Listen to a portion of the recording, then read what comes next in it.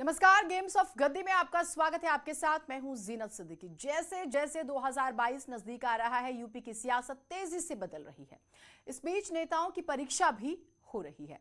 आज हम आपको दिखाएंगे कि 18 अक्टूबर की परीक्षा में कौन फेल हुआ और कौन पास हुआ। योगी नीति विपक्ष पर कैसे भारी पड़ रही है। नेताजी मुलायम सिंह हर हफ्ते किससे विजयी होने का आशीर्वाद देते हैं और क्यों ओवैसी मुसलमानों से कह रहे हैं कि एकजुट होकर उन्हें वोट दें। तो ये चुनाव इतना आसान नहीं था। यूपी विधानसभा में 37 साल बाद डिप्टी स्पीकर चुनाव में जोर आजमाइश देखी गई। पहली बार यूपी में 1984 में वोटिंग से डिप्टी स्पीकर का चुनाव हुआ था। विपक्ष ने योगी सरकार पर परंपरा तोड़ने का आरोप लगाया। वोटिंग के दौरान विधानसभा में अंदर कई तस्वीरें देखी गई। एक तरफ कांग्रेस ने वोटिंग का बहिष्कार किया तो कांग्रेस के विधायक आदित्य सिंह ने मतदान कर अपना बागी तेवर दिखाया। समाजवादी पार्टी के नेता हंगामा करते दिखाई दिए और बूथ कैप्चरिंग का आरोप लगाते रहे।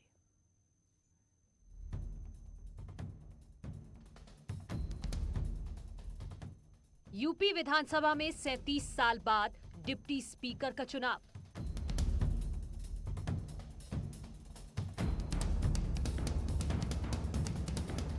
उन्नीस के बाद 2021 में डिप्टी स्पीकर के लिए हुई वोटिंग।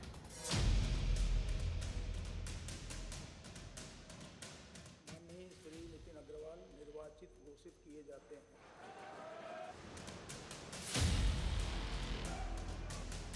यूपी विधानसभा के सियासी इतिहास में इस वोटिंग को शक्ति परीक्षा के रूप में देखा जा रहा है। सदन की कार्यवाही शुरू होते ही समाजवादी पार्टी ने सरकार पर परंपरा तोड़ने का आरोप लगाते हुए चुनाव को टालने की मांग की। अगर इस इतिहास का काला अध्याय देखा जाए तो ये सबसे बड़ी बुरी बात है श्रीमान। इसलिए मैं आपसे निवेदन करना चाहता हूँ और आपके माध्यम से माननीय मुख्यमंत्री जी से मैं निवेदन करना चाहता हूँ कि इस पर विचार हो, पूरे विपक्ष और सत्ता पक्ष के लोग एक साथ बैठक हो, कोई निर्णय सर्वसम्मत से हो। इसलिए आज का जो उपाध्यक्ष का चुनाव है इसको आप टाल दीजिए। संसदीय कार्य मंत्री सुरेश खन्ना ने विपक्ष के आरोपों को खारिज कर दिया।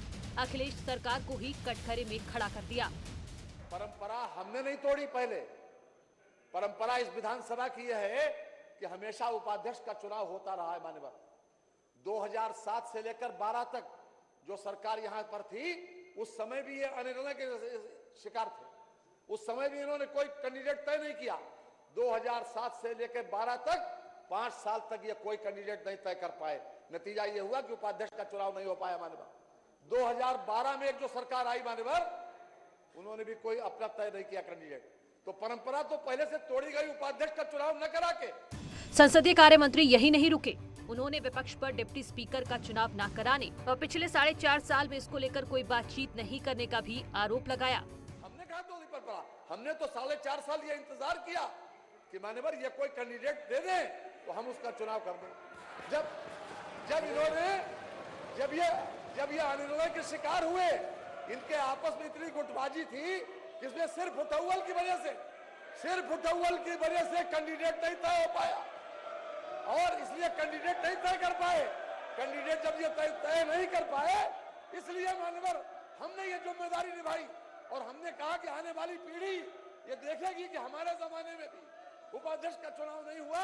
इसलिए मान्यवर हमने 4.5 साल के बाद भी उस परंपरा का भी निर्वाह किया और अपनी जिम्मेदारी का भी निर्वाह किया।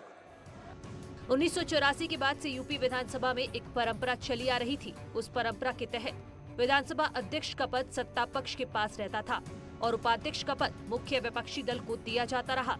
37 साल तक डिप्टी स्पीकर पद के लिए चुनाव नहीं हुए और इसी का हवाला देते हुए नेता प्रतिपक्ष वोटिंग कराने का विरोध कर रहे थे। तो उस समय चुनाव हुआ ही नहीं, तो फिर परंपरा का विरोध कैसे हुआ? एक मिनट सुन लीजिए कि माननीय बहुमत समाज पार्टी की जब सरकार थी उसमें उपाध्यक्ष का चुनाव नहीं हुआ। बाद में कह लीजिएगा। माननीय अखिलेश यादव की सरकार थी, आप दोनों लोग उसमें उपाध्यक्ष का चुनाव नहीं हुआ। माननीय मुलायम सिंह यादव की सरकार थी तो उपाध्यक्ष का चुनाव हुआ। अब माननीय मुलायम सिंह यादव ने भारतीय जनता पार्टी के अग्रवाल जी को निर्विरोध उपाध्यक्ष बनवाने का काम किया। ये है परंपरा, ये है परंपरा। वोटिंग कराने और नहीं कराने को लेकर काफी देर तक विधानसभा में हंगामा होता रहा। संसदीय कार्य मंत्री और नेता प्रतिपक्ष के बीच आरोप प्रत्यारोप का दौर चला। परंपरा पहले 2007 से लेकर 2012 तक तोड़ी गई। तब ये कहां थे मान्यवर?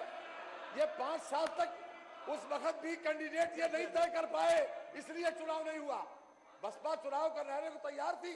हम सदन में साक्षी है मान्यवर, हम साक्षी है मान्यवर। बसपा चुनाव कराने को तैयार थी, लेकिन ये अपना कैंडिडेट तय नहीं कर पाए। उस वक्त परंपरा टूटी गई। समाजवादी पार्टी ने वोटिंग रोकने के लिए पूरी कोशिश की, लेकिन कामयाब नहीं हो पाई। इसके बाद शय और मात का सियासी खेल शुरू हो गया और मैदान में डिप्टी स्पीकर के पद के लिए बीजेपी ने नितिन अग्रवाल को आगे किया, तो समाजवादी पार्टी ने महमूदाबाद सीट से विधायक नरेंद्र वर्मा को उतार दिया। वोटिंग से पहले कांग्रेस चुनाव का विरोध करते हुए वॉक कर गई, लेकिन सियासी हलचल उस वक्त बढ़ गई जब कांग्रेस की विधायक अदिति सिंह सदन में ही रुक गई। अदिति सिंह अपना बागी रुख दिखाते हुए कांग्रेस के फैसले के खिलाफ गई। वोटिंग से पहले उन्होंने सीएम योगी के पास बैठे संसदीय कार्य मंत्री सुरेश खन्ना से बातचीत की और फिर मतदान किया। वोटिंग के दौरान अदिति सिंह काफी देर तक सदन में ही मौजूद रही।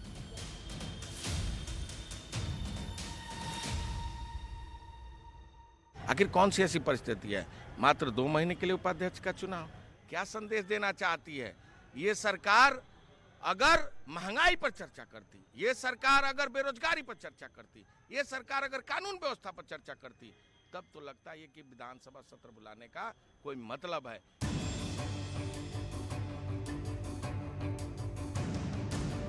डिप्टी स्पीकर पद के लिए वोटिंग को लेकर समाजवादी पार्टी ने सरकार पर गंभीर आरोप लगाए। समाजवादी पार्टी के प्रदेश अध्यक्ष नरेश उत्तम पटेल ने बूथ कैप्चरिंग के भी आरोप लगाए। जो माननीय राम गोविंद जी ने कहा कि उसको बीच में बेल में रखने की बात हुई थी, पक्ष विपक्ष के बीच में जो जगह है उस जगह पर बैलेट बॉक्स रखा जाएगा, लेकिन जानबूझ करके सत्ता पक्ष की बेल्ट पर रख दिया। और माननीय राम गोविंद जी ने आपत्ति की, इसके बाद भी नहीं सुनाई हो रही। कैप्चरिंग करके संदेश देना चाहते कि हमने जीत लिया। कहाँ जीत लिया भाई तुमने? विपक्ष के पद को तुम सत्ता पक्ष को दे दोगे?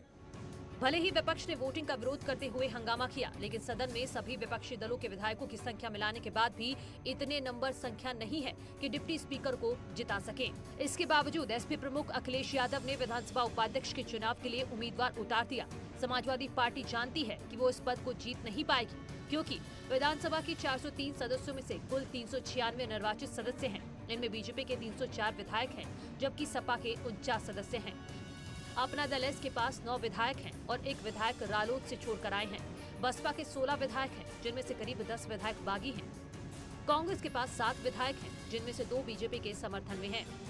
सुहेल देव भारतीय समाज पार्टी के 4, निषाद पार्टी के 1 और निर्दलीय 3 हैं, जबकि 7 सीटें अभी खाली हैं। फिर भी समाजवादी पार्टी ने सियासी संदेश देने के लिए अपना कैंडिडेट उतारा, लेकिन इस लड़ाई में हार का सामना करना पड़ा। इस चुनाव में बीजेपी के 8 विधायकों ने एसपी के लिए क्रॉस वोटिंग की। कांग्रेस के अदिति सिंह ने भी बागी रुख दिखाया और मतदान किया।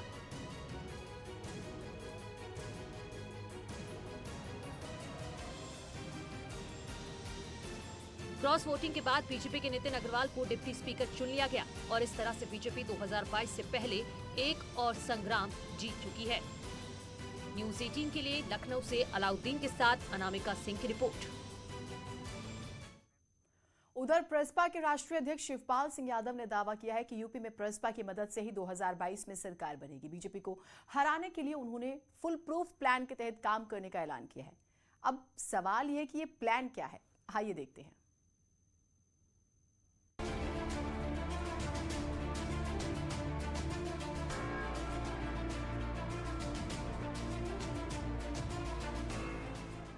बीजेपी को हराने के लिए भतीजा विजय रथ पर और चाचा सामाजिक परिवर्तन रथ पर सवार होकर जनता के बीच जा रहे हैं।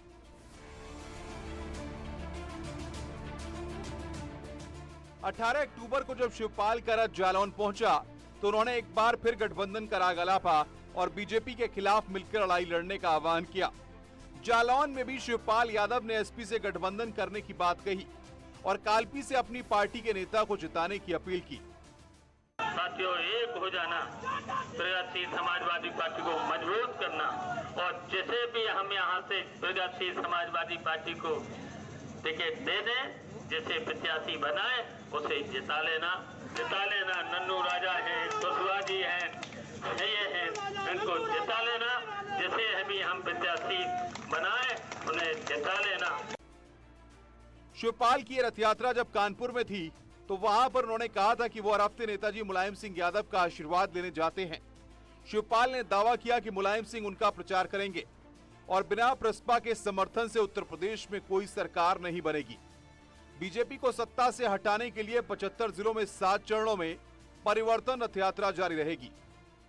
नेताजी से हम मिलते हैं, हर हफ्ते मिलते हैं, जैसे ही दिल्ली जाते हैं तो मिलते हैं। नेताजी हमारे साथ हैं, नेताजी हमारे साथ हैं, नेताजी का पूरी तरह से आशीर्वाद है, और नेताजी हमारा प्रचार भी करेंगे। 2022 के चुनाव में प्रसपा का कितना असर देखने को मिलेगा? प्रसपा का मैंने कहा कि बिना प्रसपा के जहां प्रसपा होगी वहीं सरकार बनेगी। शिवपाल यादव महंगाई और भ्रष्टाचार को लेकर भी सरकार को घेर रहे हैं और बार बार गठबंधन को मजबूत करने की अपील भी कर रहे हैं। Bureau report, news 18।